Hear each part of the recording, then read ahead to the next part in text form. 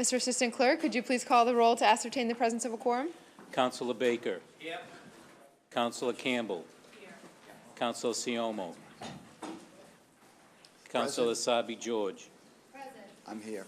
Councilor Siomo. I'm sorry, I'm here. It's okay. Here. Councilor Flaherty. Here. Councilor Jackson. Yeah, right. Councilor LaMattina. Councilor McCarthy. Here. Councilor O'Malley. Present. Councilor Presley. And Councilor Wu. Present. And Councilor Zachem. Here. Quorum is present. Thank you. Would everyone in the chamber please join the councilors and rise? And I will turn it over to Councilor Siomo to introduce our faith leader for the morning. After the invocation is delivered, please remain standing, and Councilor Siomo will lead us in the Pledge of Allegiance. Thank you, President Wu. It gives me great pleasure and an honor to introduce Father Richard Fitzgerald, also known as Father Fitz, to his friends, which are many in Allston Brighton. He's been the pastor at St. Paul's in his 5th year now, and we love the work that you're doing there, Father. He was born in South Boston. He lived in Dorchester and West Roxbury. He led parishes in Peabody, Milton, Wellesley before coming to Brighton. He worked for the Department of Defense for over 11 years, and he attended Pope St. John 23rd Seminary in Weston. And he became an ordained priest in 1987, your 30th year as an ordained priest. Gives me great pleasure to hand it over to Father Fitz. Thank you. Thank you very much. Thanks. Thank you. Let us pray. Dear God, we stand before you conscious of our weakness, but aware that we are strengthened as we gather in your name. We pray in a special way for the needy of our communities, that generous helping hands and hearts may ease their burden. Enlighten the hearts of all in this council chamber. Give them light and strength to know your will. Guide us by your wisdom and support us by your power. As you desire justice for all, enable this council to uphold the rights of others. Let it be faithful to all that is true. Do not let it be misled by ignorance or corrupted by fear or favor. And let the light of your divine wisdom direct the deliberations of this council and shine forth in all its proceedings. May the decisions of this council and all elected officials preserve peace, promote happiness, and continue to bring us the blessings of liberty and equality. May these decisions be pleasing to you and earn the reward promised to good and faithful servants, for you live and reign one God, forever and ever. Amen. Thank you. I pledge allegiance to the flag of the United States of America and to the republic for which it stands, one nation, under God, indivisible, with liberty and justice for all. Thank you very much.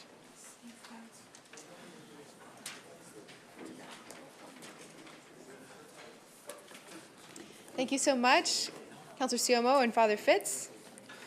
We'll begin today's meeting with approval of the minutes from last meeting. Are there any changes or amendments? Hearing none, the minutes stand approved. And Mr. Clerk, communications from His Honor the Mayor. Docket number 1391, message in order for a supplemental appropriation request in the amount of $2 million. This funding became available as a result of the unanticipated payment during the fiscal year 2018 to the City of Boston through the transfer of the old City Hall leases.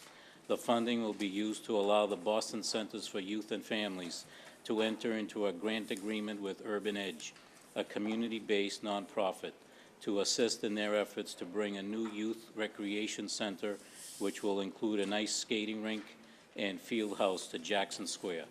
Docket 1391 will be assigned to the Committee on Ways and Means.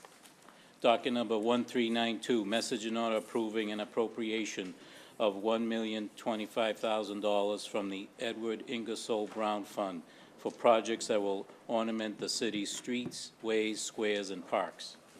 Docket 1392 will be assigned to the Committee on Parks, Recreation, and Transportation. Docket number 1393, message in order authorizing the City of Boston to accept and expend a grant of $440,000 from the Massachusetts Department of Transportation Metropolitan Highway System tunnels to be administered by the Fire Department.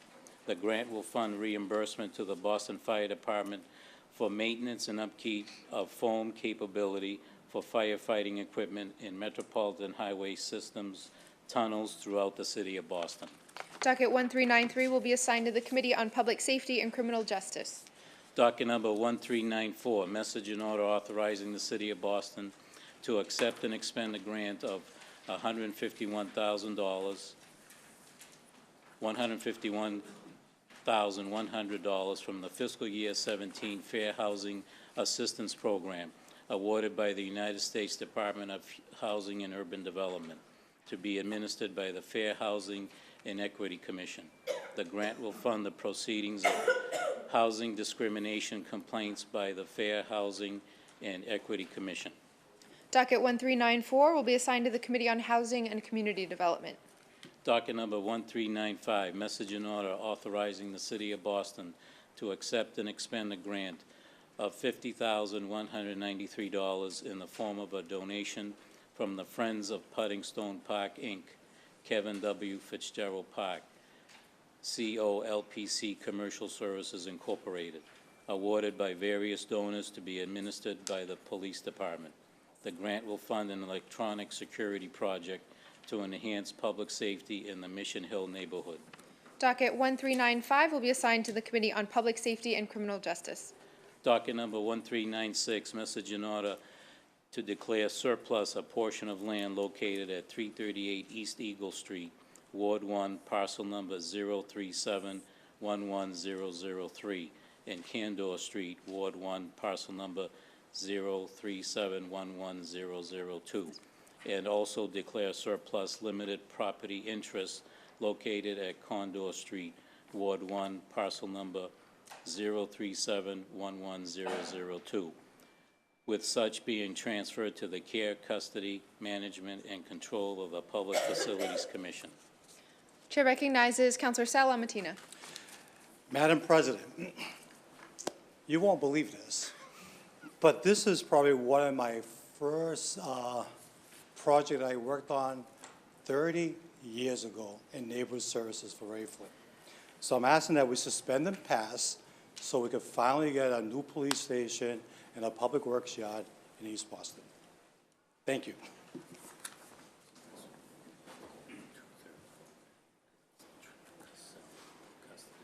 I see. And roll call, right? Yeah, okay. Thank you very much, Councilor Lamatina. Our clerk has reminded me that because this is care, custody, management, and control of a parcel of land, we'll need a 2/3 vote and a roll call vote. Are there any other questions for Councilor Lamatina on that issue, because this will require a roll call 2/3 vote? Okay, then at this time, Councilor Lamatina moves for suspension and passage of docket 1396. Mr. Clerk, could you please call the roll? Councilor Baker. Yes. Councilor Baker, yes. Councilor Campbell. Yes. Councilor Campbell, yes. Councilor Siomo. Yes. Councilor Siomo, yes. Councilor Asabi George. Yes. Councilor Asabi George, yes. Councilor Flaherty. Yes. Councilor Flaherty, yes. Councilor Jackson. Yes. Councilor Jackson, yes. Councilor Lamatina. Yes. Councilor Lamatina, yes. Councilor McCarthy. Yes. Councilor McCarthy, yes. Councilor O'Malley. Yes. Councilor O'Malley, yes. Councilor Presley. Councilor Presley, yes. Councilor Wu. Yes. Councilor Wu, yes. And Councilor Zachem. Councilor Zachem, yes. Thank you. Docket 1396 has been passed with a unanimous vote.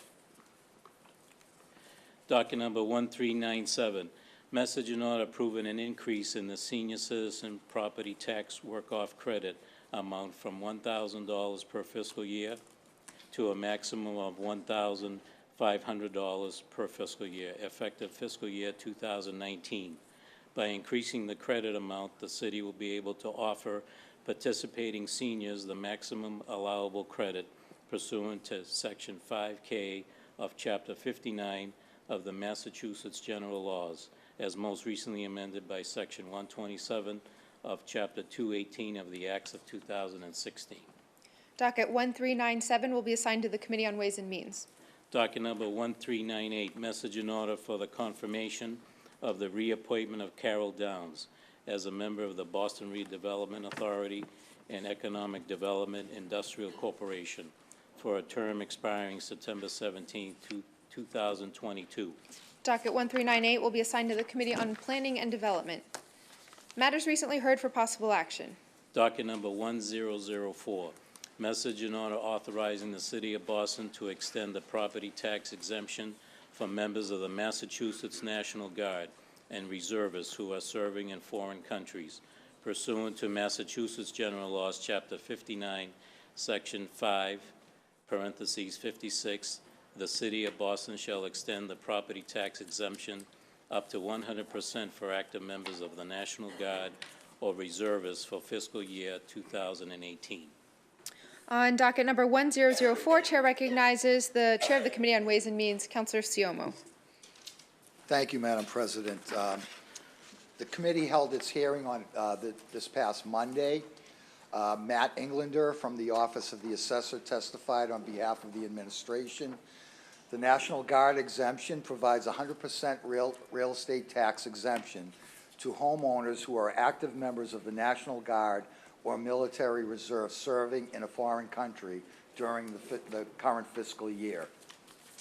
The exemption, which the city began offering in fiscal year 2012, requires City Council action to extend this tax relief program every 2 years per the Massachusetts General Law.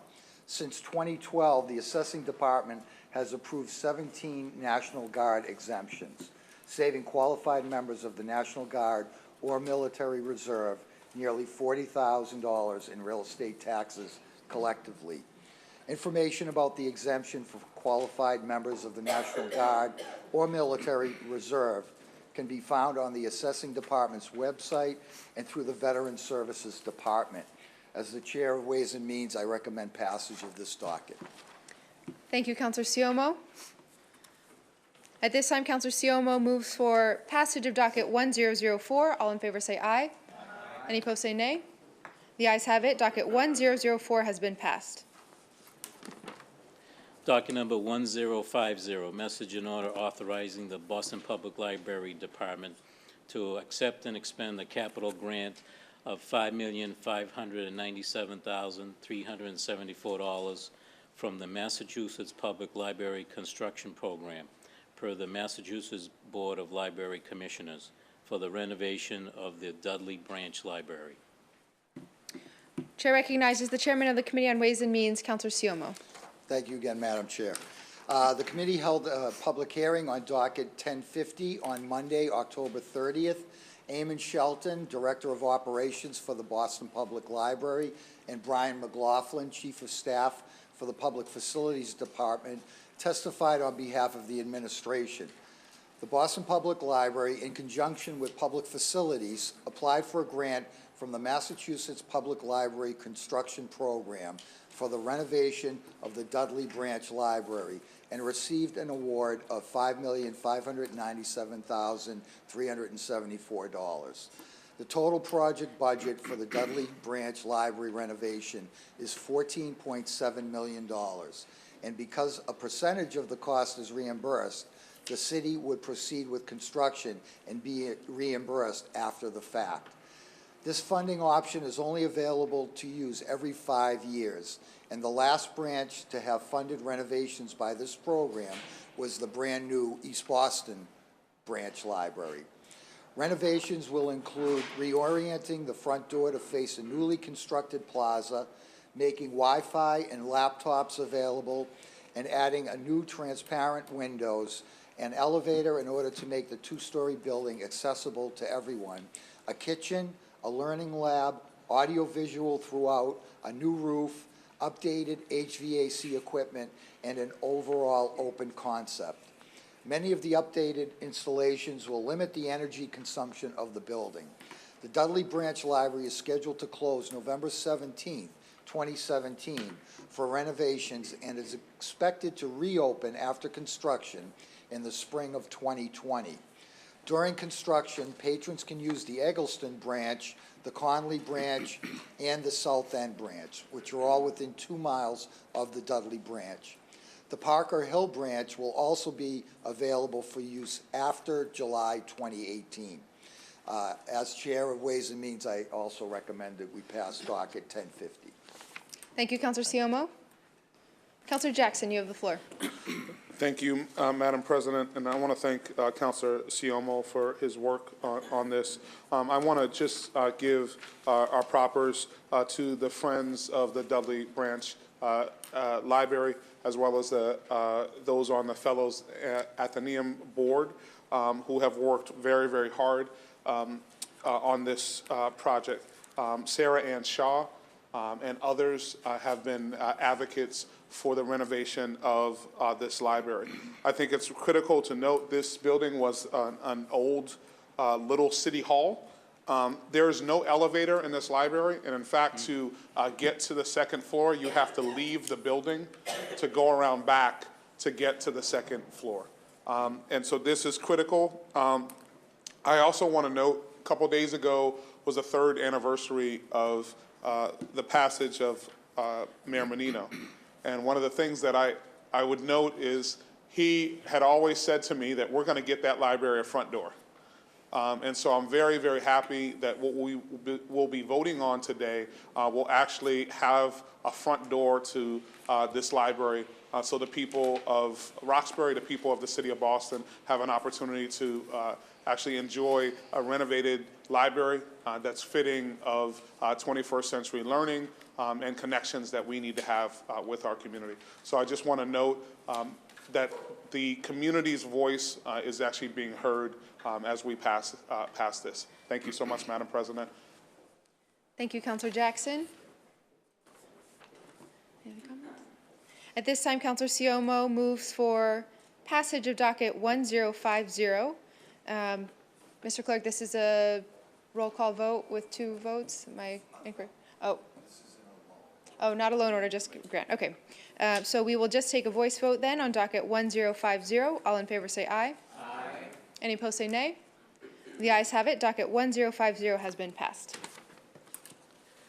Docket number 0393, order approving a petition for a special law relative to an act authorizing additional licenses for the sale of all alcoholic beverages to be drunk on the premises in Boston. Chair recognizes the Chair of the Committee on Government Operations, Councillor Flaherty. Thank you, Madam President. The Committee on Government Operations held a working session on docket 0393 on Monday. The working session was attended by Chief Economic Development John Barros, as well as Chairwoman of the Licensing Board, Christine Pulgini, along with the Mass Restaurant Association President, Bob Lutz, and also many, quite frankly, people that work in the industry or own businesses in the industry.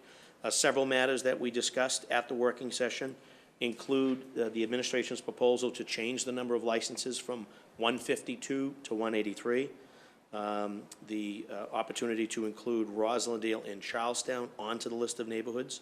There was also a discussion about taking the downtown neighborhoods like Back Bay, Beacon Hill, South End, South Boston Waterfront off of the list. There was a discussion around the current value of licenses and or the potential to devalue, as well as placing a value on the proposed new licenses. There was also a discussion around the umbrella licenses and the language around them as to whether or not they would actually be allowed under Chapter 138 of the Mass General Laws, and also talking about defining a seat capacity or limiting the number of seats per these licenses, given that they're going to be going to the neighborhood establishments. So I'm suggesting that we're getting there. So obviously a diversity of opinions. The matter shall remain in committee. We'll defer it to the chair, to the lead sponsor. If Council Presser would like to add anything, but our hope is that based on the information we got at the working session, with some fine tuning, we should have something turned around in a relatively short period of time. Thank you, Madam President. Thank you, Councillor Flaherty. Councillor Presley, you have the floor. Thank you, Madam President, and thank you, Mr. Chairman, for that summary and also for your patient and diligent work throughout this process. Thank Councilor LaMattina for your participation in what I thought was a very robust working session, and really just a reminder that through debate, all policy is strengthened. And so we'll just continue to engage all the diversity of stakeholders. We made some good progress, some important points were raised, but we're not ready to bring it before the body. But I think if we continue these conversations offline and continue to roll up our sleeves, that we will have something to offer to the body before the end of the year. I want to thank the administration, Chief Barros, Chairwoman Polgini, for their insight and collaboration as well. What we heard on Monday ostensibly was a continuation of what we heard in the hearing. Everyone agrees that disparities in walkable sit-down amenities still exist among our neighborhoods. And I just wanted to highlight this point because I know many people have raised the issue of the threat of licenses being devalued.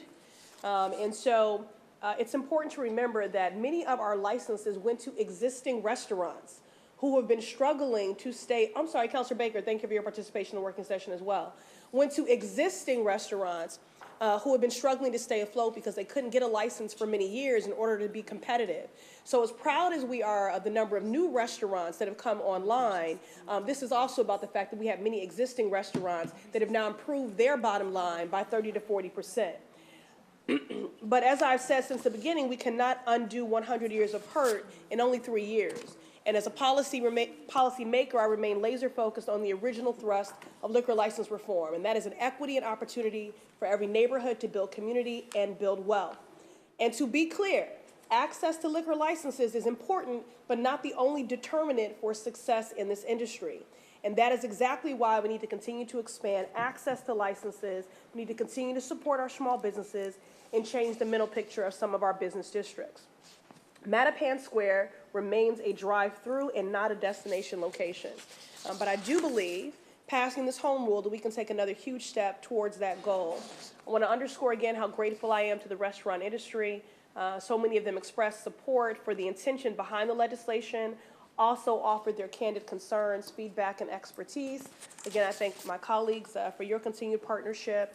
And I also, again, just to speak to the devaluing issue, because it continues to come up, that when we created 75 new licenses, we were told this would end the secondary market. But we learned on Monday that all alcohol licenses today are being sold for between $300,000 and $400,000, and beer and wine for as much as $100,000. So I think we've proven that if we are introducing these licenses in a way that is sequential and metered, we are not flooding the market can handle it, the market is demanding more, and the reason we are in the position that we are in now is because unlike other cities and towns whose liquor licenses have grown commensurate with their population, that has not happened here. So while we are talking about a population that is going to grow 100,000 plus by 2030, and we're thinking about, can our affordable housing stock keep up? Can our transit system keep up? Can our schools keep up? We also have to be asking ourselves, as we move towards greater development and greater density, can our walkable amenities keep up? And the answer is, right now, they cannot. And that is why we have to increase these licenses. And I also want to point out that this means that the licensing board has the capacity at their discretion to issue this number of licenses. But that doesn't mean they have to be activated. What we've got to keep in mind is meeting the urgent need of now while allowing ourselves the flexibility to be nimble and aspirational as we move forward. So, again, I thank the chairman for a great working session. Look forward to continuing to work offline, and I do hope that we'll have something to present to you before the end of the year.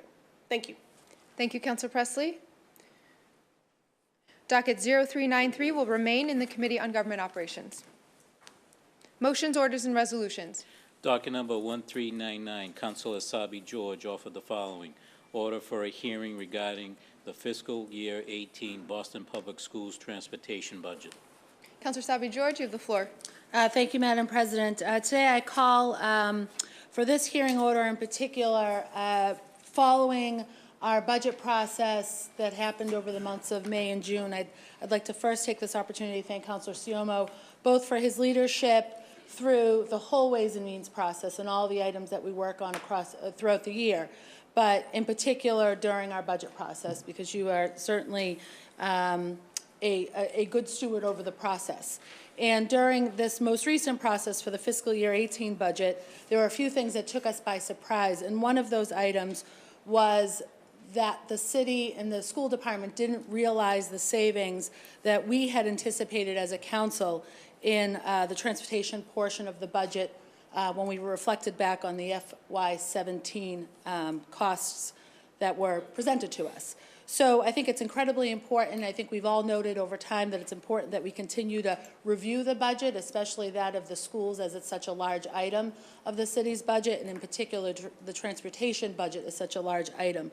And that we need to make sure that we're understanding as a council the efforts to realize changes, efficiencies, and savings that were articulated during the fiscal year 18 process, and that at the same time we're being responsible to our students.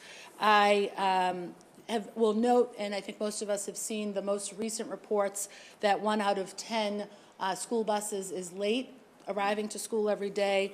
And as a recent participant in an attendance symposium through the Boston Public Schools, I know how important it is for our kids to be on time in school every day, not rushing in at the last minute as they won't be prepared for their academic studies for the day.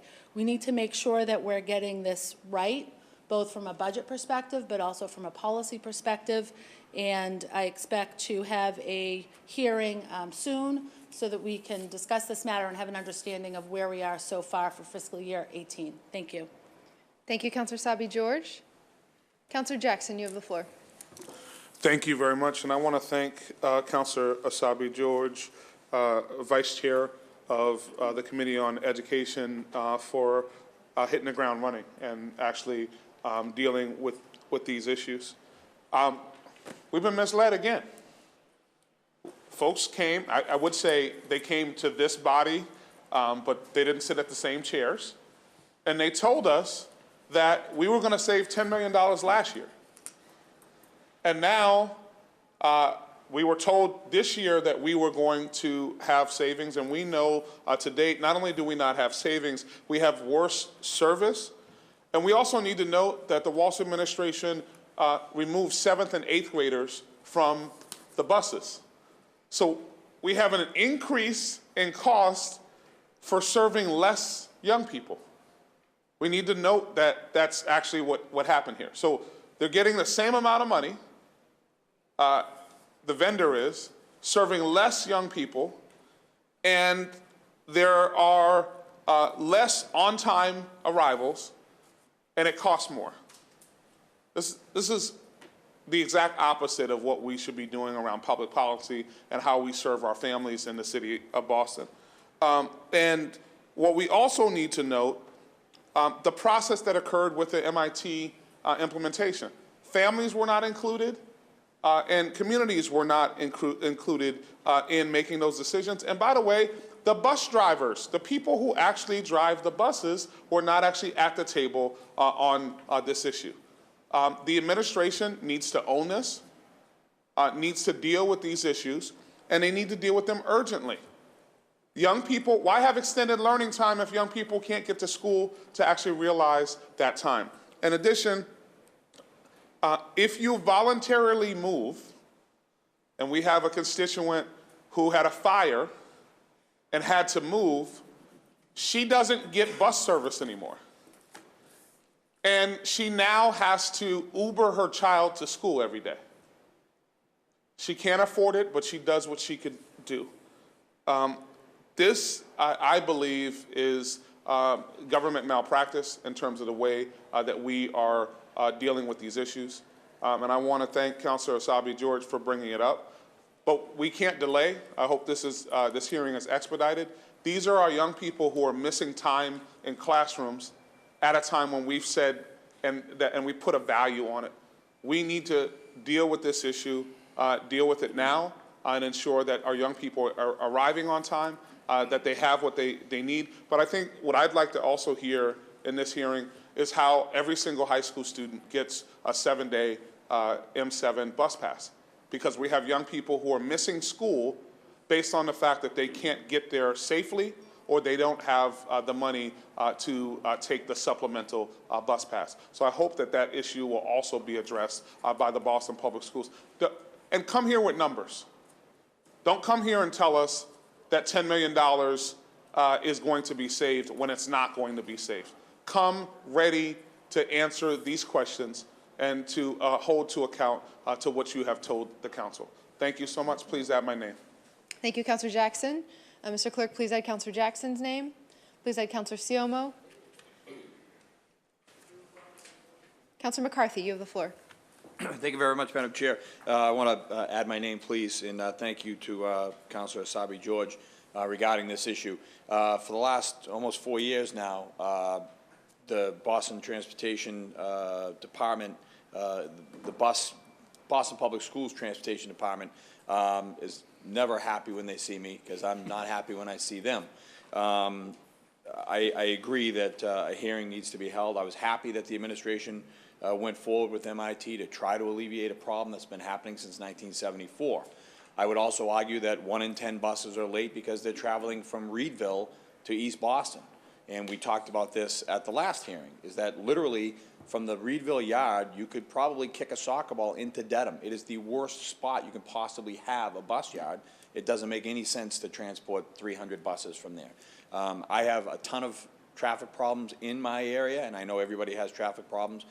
We have 300 plus buses. That's 300 bus drivers driving their cars into the yard, and then 300 buses leaving several trips a day back and forth, and then they all come back, and then they all leave again. We're talking about 2,000 trips coming through our neighborhood, and this isn't a great economic impact. There's no economic impact. These are bus drivers from not in the city, and they come, they clog up our streets, and then they leave and they go back home. They're not visiting our restaurants, our stores.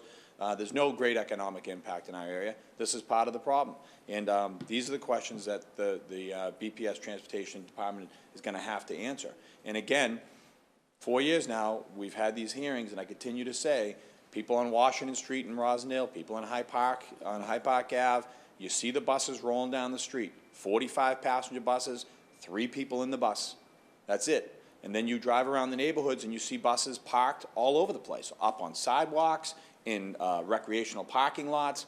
What are they doing? And I still haven't gotten that question, the answer. What are they doing? They park by the cemetery entrance at Fairview. Are they waiting? Are they getting extra time? Are they waiting to check out? I don't know what the scoop is, and I haven't gotten those answers. So I do agree. I hope they come with a lot of information, because I think there's going to be a lot of questions asked. And I know as a district city councilor, and I know everybody in this room, we get calls all the time. In these 40 passenger buses, they stop. Some of the bus stops on Columbia Road in particular, the bus goes through the green light, and the bus stop is on the other side of the box. So it goes through, everybody goes, and then it flips the stop sign. Now everybody stops, the box gets blocked. Now Columbia Road starts backing up into the zoo.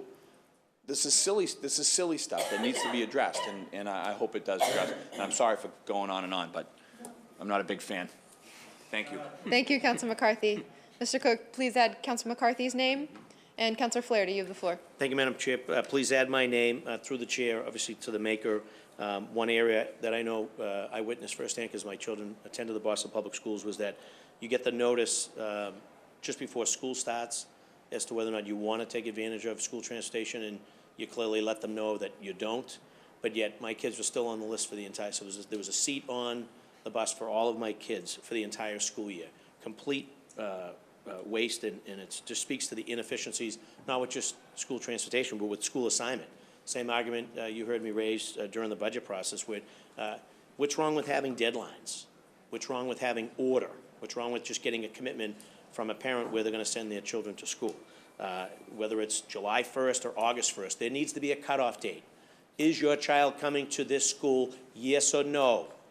If yes, does your child need transportation, yes or no? Pretty straightforward stuff, right? If you check off yes and yes, then this is what happens if you check off no. Or if we don't hear from you, right, you're off the list. We start school, and we're weeks into the school year, and there's open capacity, there's open seats. And then we're on the phone 6, 8, 10 weeks into the school year telling people that there's an extra seat. That seat's been there for 10 weeks. So it just speaks to the overall inefficiency. It speaks to chaos. It speaks to having no order. It speaks to no deadlines, no hard deadlines. Like, how do you function? How can you run any program like that? How can you run a business? How can you run your household like that? But yet we run our Boston Public Schools willy-nilly, loosey-goosey. Come if you want. Don't tell us when you want to go. Get to us when you want to get to us. It's a dysfunctional system. It really speaks to maybe a 112 budget, just once, will fix the wagon. Maybe just once. Go to a 112 budget just to fix the wagon, to hold everyone accountable, to meet these deadlines, to do some quality control, find out what programs are working, which ones aren't working, which ones need to stay and need to be enhanced, and which ones need to find a new home. And it's not BPS. To the point my colleague raised, Bus Drivers Union, clearly they should be and have a seat at the table. There could be a little don't kill the job either here. So it'd be important to flush that out as well. So I want deadlines. I want hard, fast deadlines. Is your son or daughter attending the Boston Public Schools? Yes or no? Pick a date, July 1st, August 1st, not middle of October, before school starts. And if they're coming, do they need transportation? Because we're trying to put our formats and our bus formulas together. They used to blame it, to my colleague, Councilor McCarthy, they used to blame it on elongated zones. I mean, try to be from Southie, go up Columbia Road, up to High Park Ave to get to a school in Reedville, right? You show up late, you get home late, you miss the before-school programs, you show up halfway through your after-school programs. So those kids didn't get any after-school enrichment. They decided to sort of retweak the formula, and they hired some logarithm specialists. Still have the same problem. It's order. It's deadlines. It's people making a commitment as to where they want to send their son or daughter to school and whether or not they want transportation. Pretty simple stuff that it should at least apply to 99.9% of the school. But it doesn't. And as a result of which we get cost overruns, we get chaos, we get budget numbers that are willy-nilly. I suggest, real hard thought to my colleagues, maybe, just maybe consider next budget cycle a 112 for BPS. Let's just try it, because this ain't working. Thank you, Councillor Flaherty. Mr. Clerk, please add Councillor Flaherty's name. Councillor O'Malley, you have the floor. Thank you, Madam President. Rise to commend the maker. Echo much of the comments that have been made by all of my colleagues. You know, one thing I've been proud to work with Councillor Sabi George on is getting later start times for our high school students. One of the issues that has prohibited that has been, according to BPS, because of the bus routes and start times and staggering and clicking and all these other things. And it is vexing. This is one of the most vexing issues when it comes to BPS. We all know that. We're talking about 1/10 of the budget. We're talking about something that year after year we're told it'll be different. We'll try this, we'll do this. Yet we're spending more, so that is different on transportation. We're transporting fewer kids, so that also is different.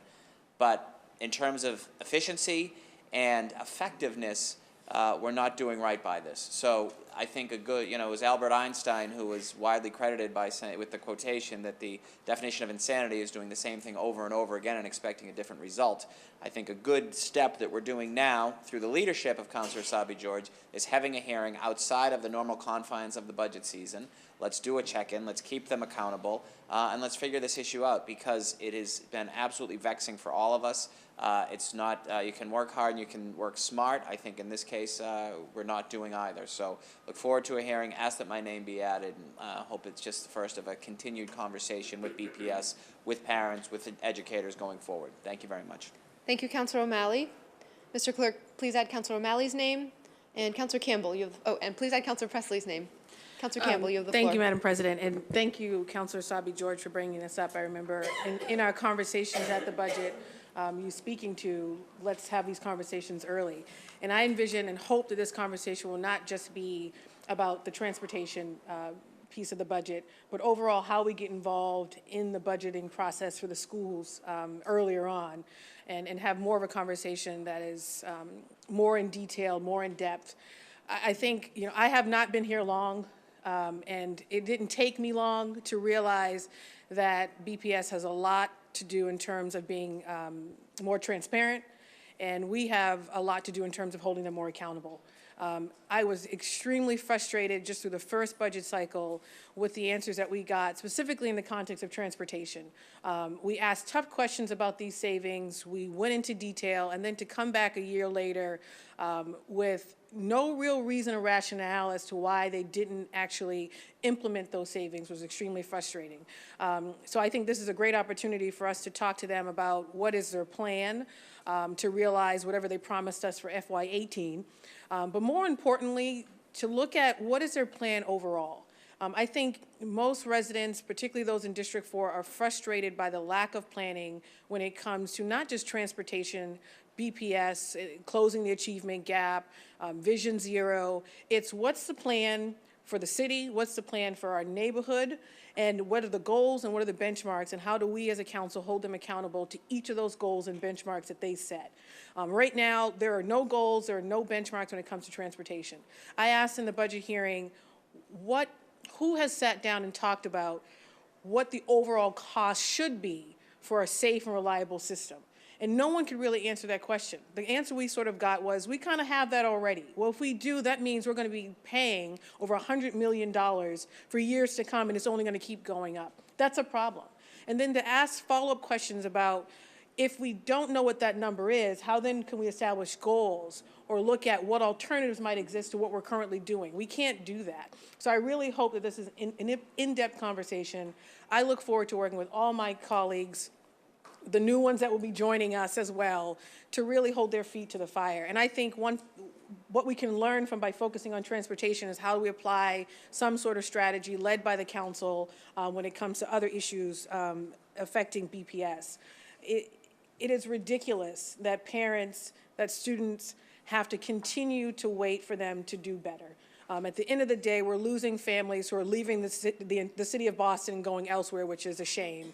Or they're going to other school districts, they're going to other types of schools, and that's a shame because we have some great schools, we have great teachers right here in certain neighborhoods that have open seats, but yet because of transportation, because of lack of accountability, parents are choosing to go elsewhere, and that's a problem. So thank you, Councilor Sabi-George. I thank all my colleagues, particularly those who were here before me, that continue to ask the tough questions, that continue to press the issue, and continue to actually do it with fervor in their voice. And at the end, yes, I would like to sign on, but thank you, Councilor Sabi-George, for your leadership. Thank you, Councilor Campbell. Mr. Clerk, could you please add Councilor Campbell's name? And Councilor LaMattina, you have the floor. Thank you, Madam President. Oh, it's a pleasure to add my name on this. So it's 43 years when the first busing started in the city of Boston. 43 years. And we're spending hundreds and hundreds and hundreds of millions of dollars when we should be spending those dollars in neighborhood schools. The people of this city want to go to neighborhood schools. I don't understand it.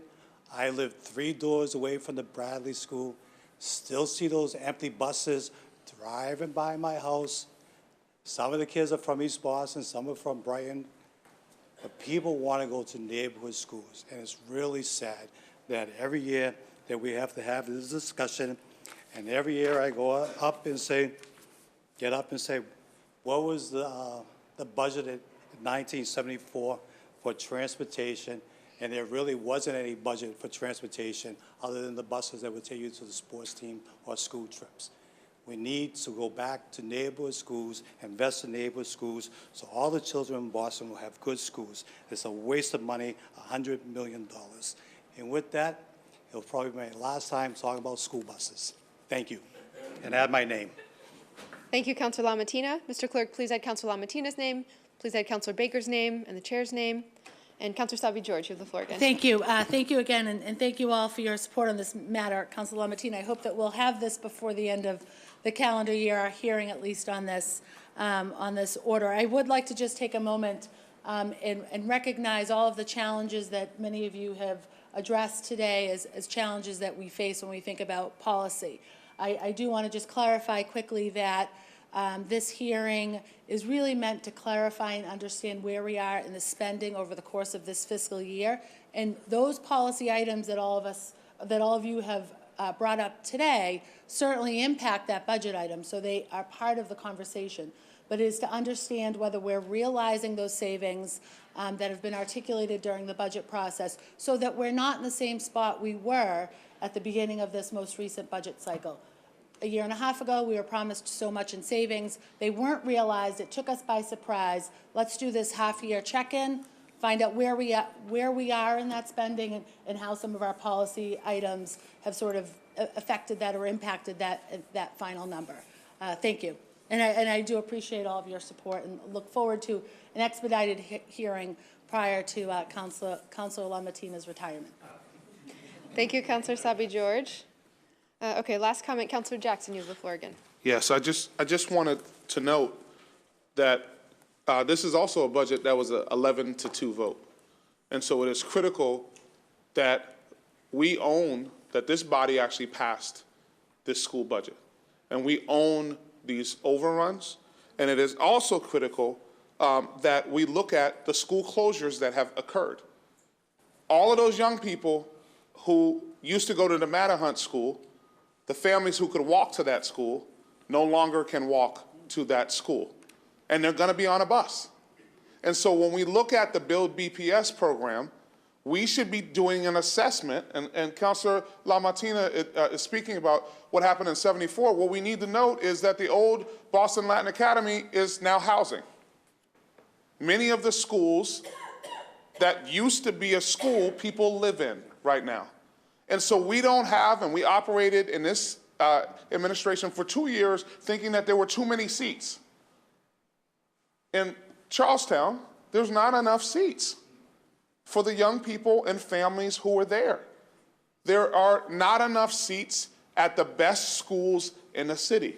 So we have to have the conversation also about where do we add schools where there are families that actually need them, because we don't have enough. And that plays into this issue of transportation. And we need to take a holistic approach to it. I appreciate that this is going to be heard, but if we don't have the actual seats, and that's the piece that never got talked about during the school assignment conversation, are there enough quality seats for the families, and how do we deal with this issue, which is going to mean that we need to be thoughtful about building new, better schools in the city of Boston. Thank you. Thank you, Councilor Jackson. Docket number 1399 will be assigned jointly to the Committee on Ways and Means and the Committee on Education. Docket number 1400, Councilor Presley offered the following: order for a hearing to consider changes to state housing codes regarding heating, cooling temperatures in light of climate change. Councilor Presley, you have the floor. Thank you, Madam President. This is an issue since I joined the council that I've heard about in many neighborhoods, especially, or I guess the most loudly, in East Boston, in Charlestown, and Dorchester. It's an issue that I first brought before the body to explore in partnership with Councilor LaMatina, again, given my conversations with many of the seniors, especially in East Boston. I am revisiting it and looking this time to not just explore the issue, but to reform our state's housing code. The current code states that landlords, unless they apply for an exemption, must turn the heat on in large apartment buildings by September 15th of every year, regardless of the outside temperature. So what that means is with climate change and fall start times beginning much later, that often these buildings, for people that cannot control their heating and cooling, their individual thermostat, they are really suffering. This is truly a quality of life issue, especially for our seniors, many of them dealing with COPD issues or wanting to live healthier lives and not fry foods and use their ovens more frequently. And the landlords are afraid of being in violation by not honoring the building code. So as climate change continues to push the overall global temperature higher, it pushes the start of fall weather back further and further. Just this year, when heating systems were turned on and pumped hot air into residential units, the high for September 15th, may be hard to remember because it's so cold now, the high for September 15th was 77 degrees. And the previous days saw highs ranging from 78 to 86 degrees. There are people literally baking in their units. And this is clearly a trend. According to NASA, 16 of the warmest 17-year average temperatures have happened since 2001. We sorely need to update our regulations and protections as our reality changes. We all hear the stories. Residents are running air conditioners at the same time as the heat to balance out their homes. This is wasting double the energy and costing landlords money in order to ensure they are not fined for breaking the housing code. This affects people across our city. But as I said, the people I've heard this the most from are our seniors. This situation is ruining their quality of life and can put their health at risk by exposing them to unnecessarily high temperatures in their unit or forcing them to counteract the heat with recycled air conditioners or other means. I look forward to further exploring this issue, reforming the state's housing code, where we can strike a balance of both building up our resilience as a city, but ensuring the quality of life of our residents and tenants. Thank you. Thank you, Councilor Presley. Mr. Clerk, could you please add Councilor O'Malley's name? Please add Councilor McCarthy, Councilor Jackson, Councilor LaMattina, Councilor Flaherty, Councilor Sabi George, Councilor Siomo, Councilor Campbell. Please add the chair's name. And Councilor Zakhem, you have the floor. Thank you, Madam President. I want to thank good colleague Councilor Presley for filing this hearing order. This is an issue that me and my team deals with. It's almost like clockwork. In September, we get calls from residents, from management companies in some of the larger buildings. Some are senior buildings, some are just some of the large buildings in the district, worrying about turning the heat on, as Councilor Presley said, when it's 75, 80 degrees, or otherwise facing fines and violations. I want to say, though, inspectional services, when we've been able to connect with them on this, when folks have reached out to us proactively, have been very accommodating in making sure that we address this. But that's not a long-term solution, and it's certainly not feasible for all of the buildings across the city that face this issue. In my building, it's only about 8 units. We do all switch over at the same time, but it's much easier to negotiate with my fellow residents when there's 8 of us, as opposed to buildings that are managed by large management companies and have hundreds or even thousands of tenants in them. It's something I hear about across my district, from the West End to Mission Hill, and often folks who may not be English speakers, or English is not their first language, and are feeling very put upon by their management company. And again, it's no fault of them that these are the current regulations. So I think it's really important that we look at this proactively and try to address this, because as anyone who's been in the city of Boston recently can tell you, cold weather does not start in September here anymore. We're really just getting it now, the end of October and beginning of November. So please add my name. I look forward to the hearing, and I want to thank the sponsor for offering it. Thank you, Councilor Zakhem. Mr. Clerk, please add Councilor Zakhem's name. And docket number 1400 will be assigned to the Committee on Housing and Community Development.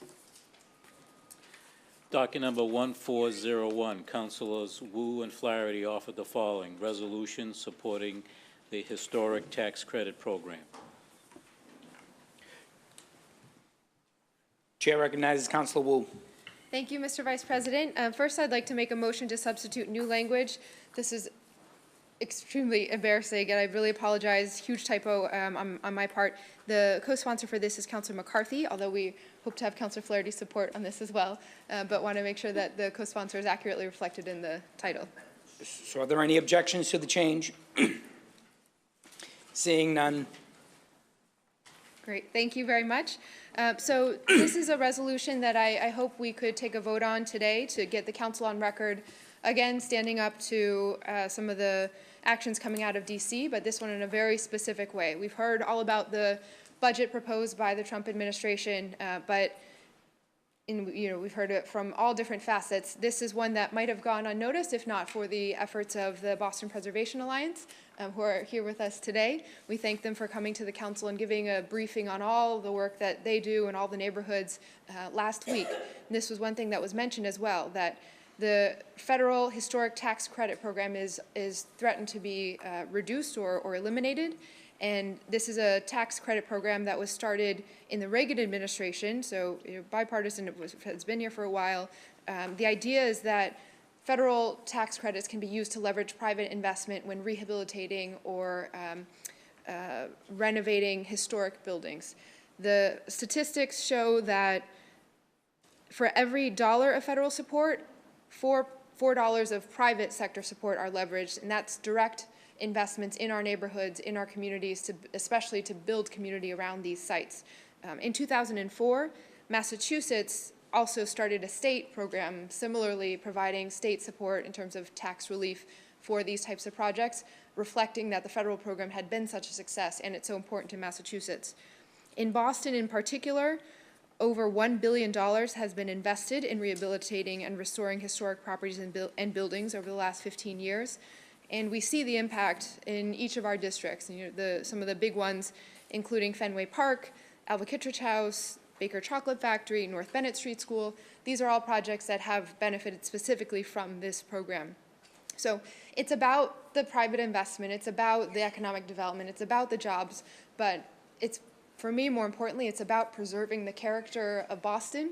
We're a city that is looking at our 400th birthday coming up, and all around us are places and buildings and sites that physically connect us to our history. You can't help but think about our city's place in the founding of democracy in America and all the diverse communities that helped contribute to that. When you look around and see these sites, it would be easy enough when a building is older and needs more help to just knock it down and start over, if not for programs like this that really make sure we stay true to our roots and build that more beautiful city and put in the extra effort to partner with the private sector on this. So thank you so much. We'll be looking for suspension and adoption. Thank you, Councilor Wu. Chair recognizes Councilor McCarthy. Thank you very much, Mr. Vice President. Well done. You're more than welcome. I want to thank Councilor Wu for having me along on this ride. And I want to thank the Boston Preservation Alliance who's here today. Michelle summed it up very, very well, but I just want to anecdotally explain something during the presentation that really struck me. Barcelona, our sister city, is geographically the same size as Boston, yet it's 3 times the population. And as we know, the population is rising quickly here in Boston. And one of the points that the Boston Alliance, Preservation Alliance made was that density isn't necessarily height. Density is refurbishing older buildings and creating new things and keeping, as Michelle so eloquently put, the character of Boston. And seeing the developments going on now, having a program like this created by President Reagan go away this year would be detrimental to the city of Boston, especially as we have $5 billion in the shovels in the ground now with another 3, 4 floors above us getting ready to go. So this is very important, and I want to thank Councilor Wu again, and I hope you all sign on. Thank you, Councilor Wu. Alice, can you please sign Councilor O'Malley, Councilor Zachem, Councilor Presley, Councilor Jackson, Councilor Flaherty, Councilor Asabi George, Councilor Siomo, Councilor Campbell, and please add the chair's name, too.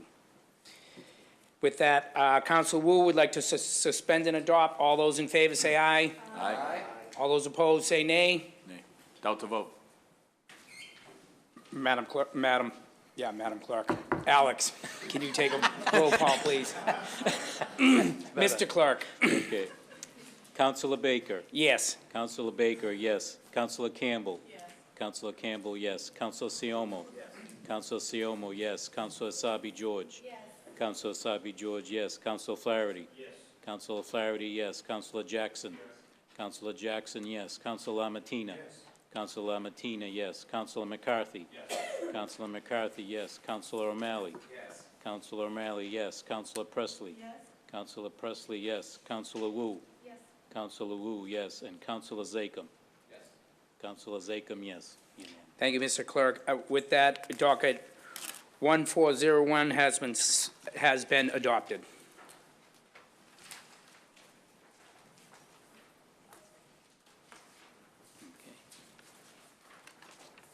Personnel orders. Docket number 1402, Councilor Wu for Councilor Councilor Sabi George moves for suspension and passage of docket 1402. All in favor say aye. Aye. Any opposed say nay. The ayes have it. Docket 1402 has been passed. Docket number 1403, Councilor Wu for Councilor Siomo. Councilor Siomo moves for suspension and passage of docket 1403. All in favor say aye. Aye. Any opposed say nay. The ayes have it. Docket 1403 has been passed. Docket number 1404, Councilor Wu for Councilor McCarthy. Councilor McCarthy moves for suspension and passage of docket 1404. All in favor say aye. Aye. Any opposed say nay. The ayes have it. Docket 1404 has been passed. Docket number 1405, Councilor Wu. Chair moves for suspension and passage of docket 1405. All in favor say aye. Aye. Any opposed say nay. The ayes have it. Docket 1405 has been passed. Docket number 1406. Counselor Wu for Counselor And Campbell. Counselor Campbell moves for suspension and passage of docket 1406. All in favor say aye. Aye. Any opposed say nay. The ayes have it. Docket 1406 has been passed. I'm informed by the clerk that there are no late filed matters to be added to the main agenda, and there are four matters for the consent agenda, which will be added absent objection. Hearing none, the matters are added, and Chair moves adoption of the consent agenda. All in favor say aye. Aye. Any opposed say nay. The ayes have it. Consent agenda has been adopted. Are there any councilors who wish to pull an item from the green sheets? Great. And so before adjournment, we'll pause for any closing statements or announcements to the group. Councilor O'Malley, you have the floor. Thank you, Madam President. I ask for unanimous consent to make a brief statement. You have it. Although I was unable to attend the soiree, I wanted to rise to mark a very important landmark birthday for one of our colleagues. Councilor Baker turned 50 this past week, and I just wanted to thank him for his leadership, his friendship, and here's to many happy returns, Frank. Thank you. Thank you, Councilor O'Malley. Anyone else? It was a good time. So now if all councilors and guests could please rise.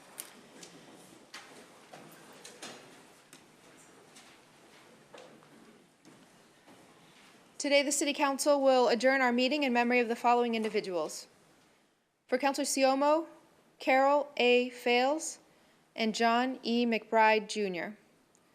For Councilor Sabi George, Ruth Brown. For Councilor LaMattina, Virginia Flyer and Edward M. Grace. For Councilor O'Malley, Barbara Ahern. For Councilor Presley, Frances Imani Marie Butler. For Councilors Flaherty and LaMattina, Robert W. Bob Shavink. And for all councilors, Lorraine R. Gavin, Elaine Clardy's mother. A moment of silence, please.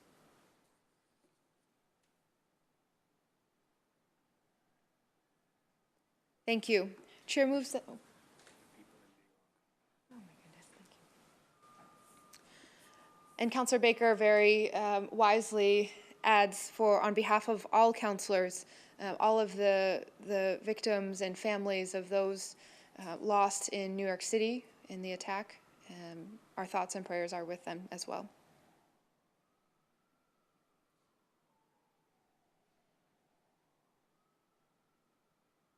Thank you.